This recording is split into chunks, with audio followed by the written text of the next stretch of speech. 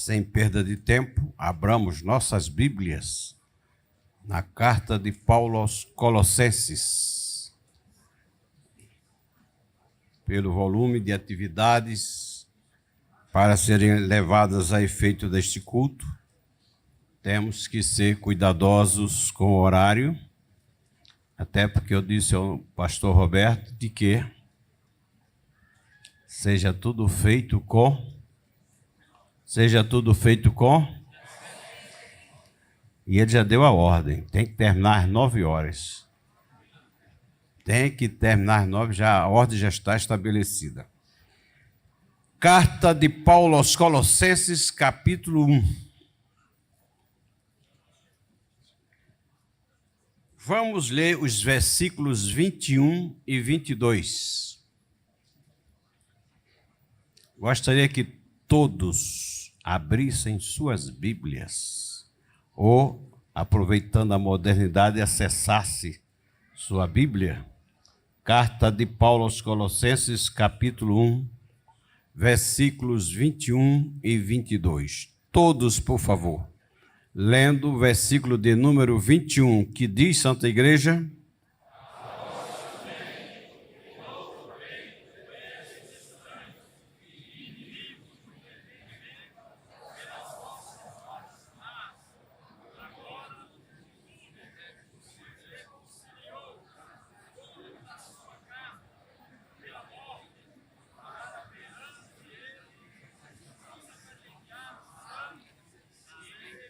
Quem pode reler o 22 mais forte, por favor, 22?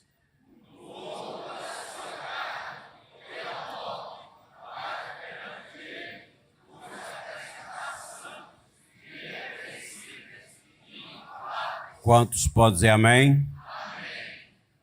Hoje, como sabemos, está separado o momento deste culto para a ministração da Santa Ceia.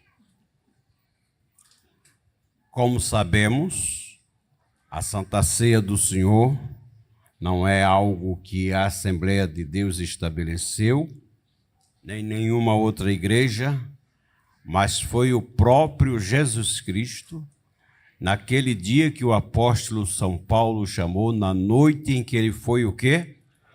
Traído.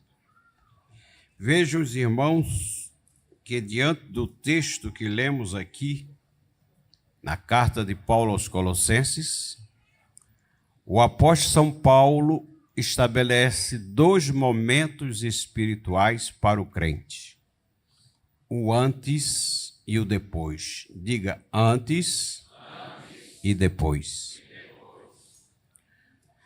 Vejam que no versículo de número 21, ele fala do antes. A vós também que noutros tempos eres o quê? E também o quê? Inimigo. Antes. Nesse antes, ele fala dessa inimizade entre Deus e o humano. E especialmente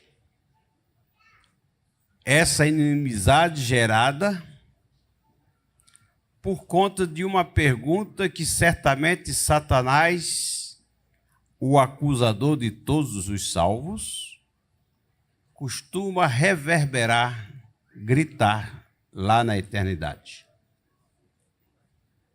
Qual colocação dele?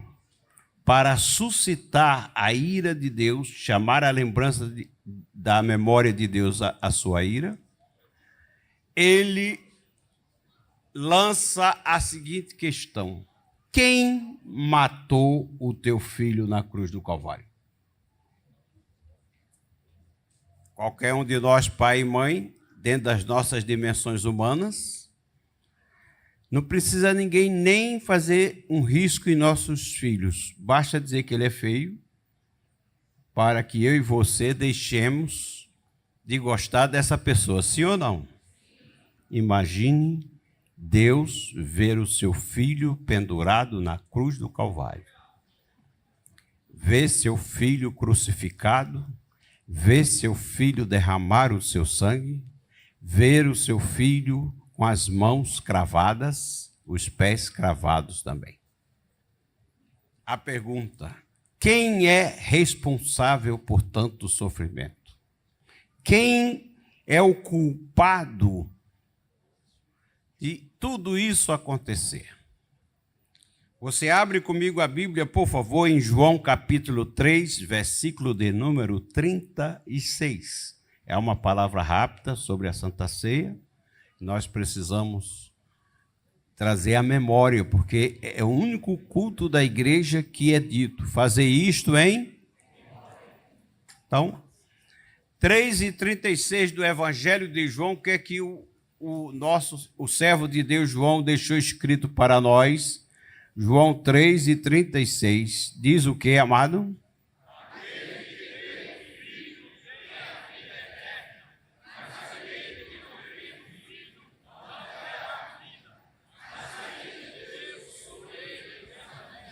O antes.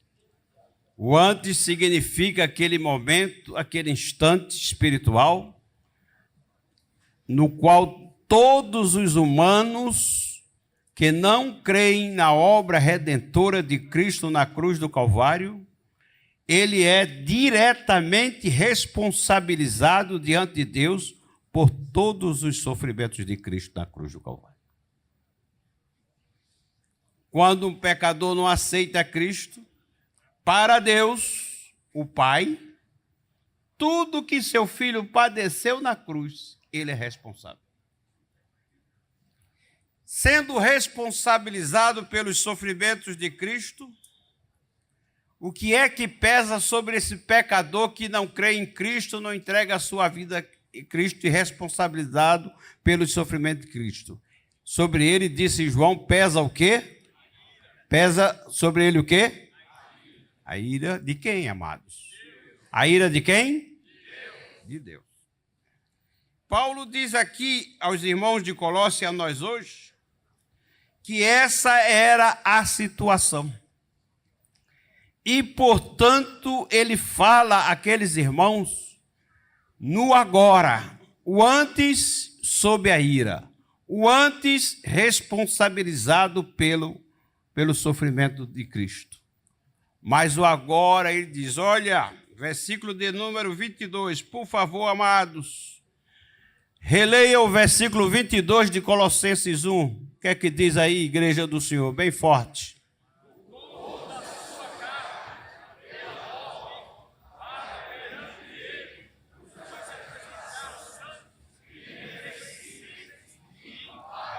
E o que está no meu coração em rápidos minutos é passar para você essa condição que Paulo fala no agora. Olha, a obra redentora de Cristo no Calvário tem o mérito de, diante de Deus, vocês serem tidos como inculpáveis. Diga, inculpáveis. Aquele que não tem culpa. Inculpável é aquele que não tem culpa naquilo que aconteceu. E o que era culpa? Você e eu antes estávamos condenados, porque éramos considerados diante de Deus culpados. Muitos crentes não se dão ao trabalho de pensar de que temos diante de Deus um acusador. E eu, quando leio essa passagem, que eu vou pedir que você abra a Bíblia em Apocalipse, no capítulo 12, por favor, Apocalipse capítulo 12, versículos 9 e 10, eu não posso fugir de uma cena, de uma visão de um tribunal. Vejam o que está aí, Apocalipse 12, versículos 9 e 10. Igreja do Senhor, o que é que diz aí? Apocalipse 12, 9 e 10.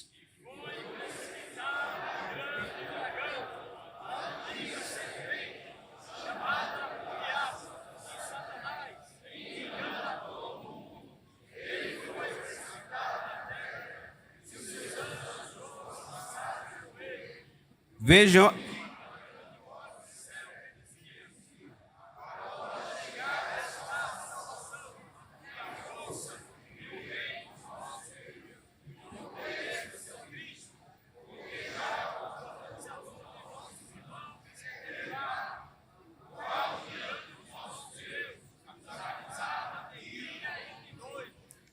o tribunal. Cristo, o Pai, como juízes.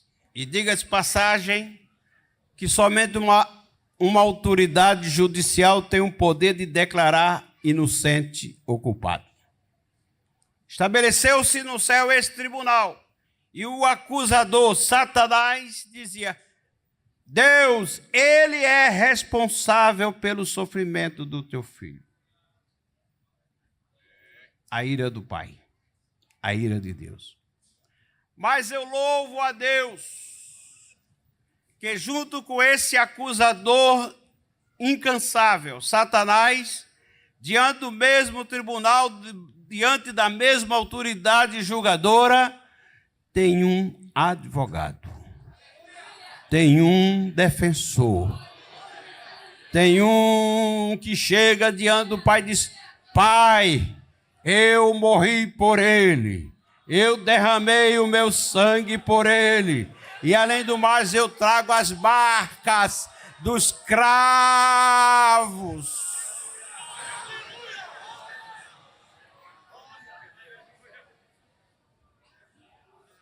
Antes, condenação. Agora, o que, amados? Sem culpa.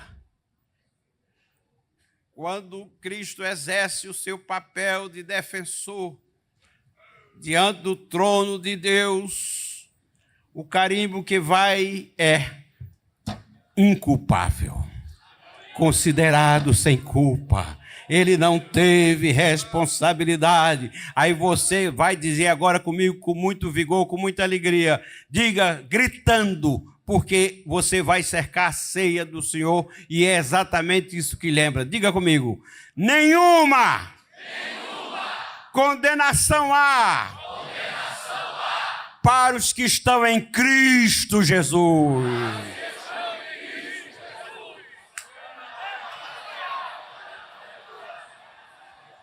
A Santa Ceia é o culto dos que não têm culpa. A Santa Ceia é o trabalho que o crente comparece pelos méritos de Jesus Cristo, pelo sangue derramado na cruz do Calvário. Ele pode chegar diante de Deus e dizer: Pai, eu estou aqui. O Pai diz: pode vir, porque você não teve culpa e nem tem culpa alguma pelo que o meu filho sofreu.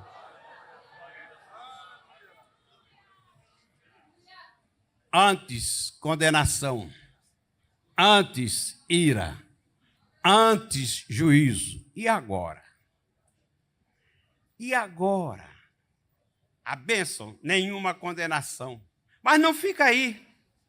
Quem participa dignamente da mesa do Senhor, come do pão ou bebe do vinho dignamente, não para aí a não ser condenado. Você recebe, depois dessa liberação de culpa, você recebe uma condição de qual? Você que era só criatura de Deus, agora você é filho. Ele olha para ti e diz: é meu filho. Oh, é meu filho. E Jesus disse: é meu irmão. É meu irmão. É meu irmão.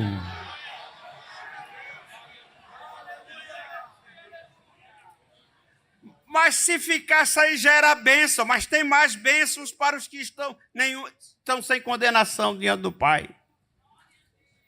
Além de filho, disse Paulo, é herdeiro. É herdeiro.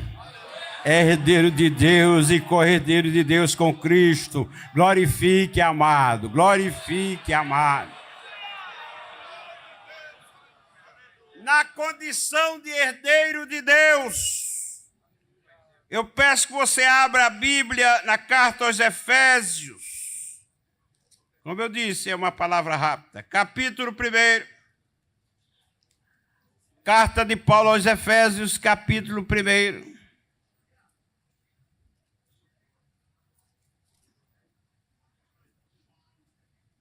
O que é que diz aí, amados?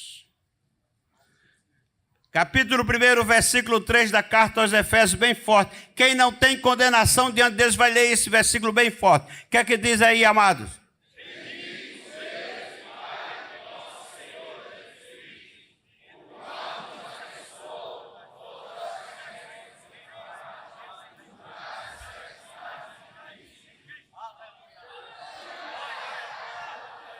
Eu acho que você leu errado. Você leu errado. Como foi que você leu aí, amados?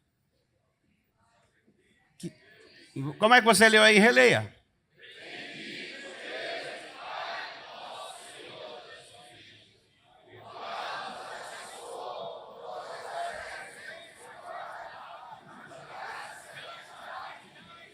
Você não está empregando o verbo abençoar no tempo errado, não? Será que o correto não seria o qual nos abençoará com todas as bênçãos nas regiões celestiais? Hein? Não? Amado, quem não tem condenação diante de Deus pelo que o Filho sofreu, ele não será abençoado. Ele já nos abençoou.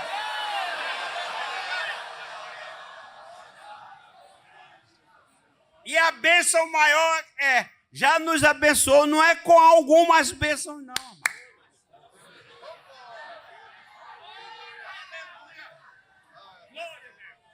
É com todas. Diga, eu sou herdeiro de todas. Eu sou herdeiro de todas as bênçãos.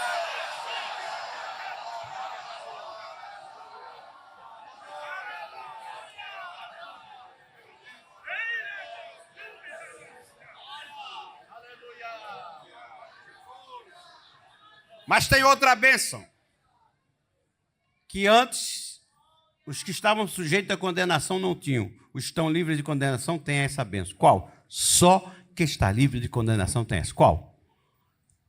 Um presente. Que o Pai, por te amar, me amar, ele disse, eu vou dar esse presente ao meu filho amado. Qual é, meu Pai? O meu Espírito habitará nele.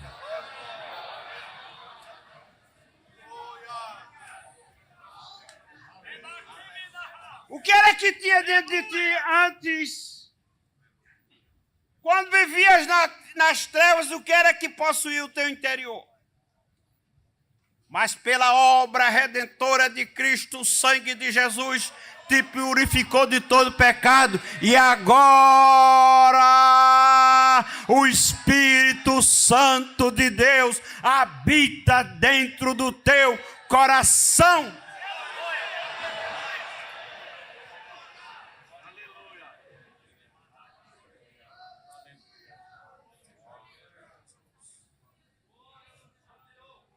E o que é lindo? Que esse fato do Espírito Santo habitar no crente... Meu pastor, o senhor me faz um favor? O senhor? Sim, vem cá. É muita petulância minha te chamar para isso, mas dá a mão aqui. Pensemos, ele quer ir daqui para ali. Fecha os olhos. Ele com os olhos fechados está enxergando para onde ele vai? Mas diz Paulo que aquele que está em Cristo, nova criatura é, o Espírito Santo habitando nele. Aí o Espírito Santo disse Paulo, é privilégio dos filhos de Deus ser guiado pelo Espírito de Deus.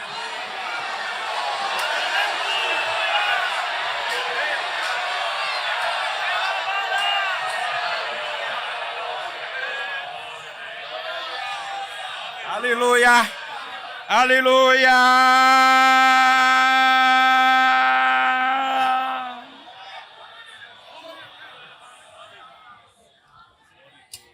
Tudo isso porque você não tem culpa diante de Deus. Por isso que você é, diga comigo, inculpável. Diga, eu estou no culto dos inculpáveis. Agora você pode fazer a sua contribuição através do Pix, uma operação rápida, segura e sem custos. Abra o aplicativo do seu banco, clique na opção Pix e em seguida vá na opção Transferência. Depois é só digitar nossa chave Pix, que pode ser o nosso CNPJ 11 120 490 0001 86.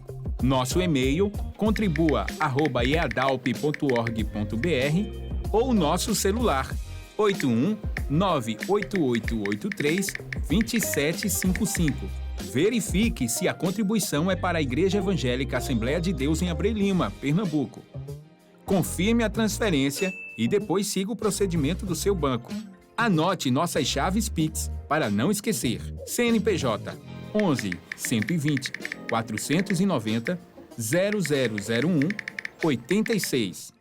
E-mail contribua@iadalp.org.br. Celular 81-98883-2755. Você está contribuindo para o crescimento da obra de Deus.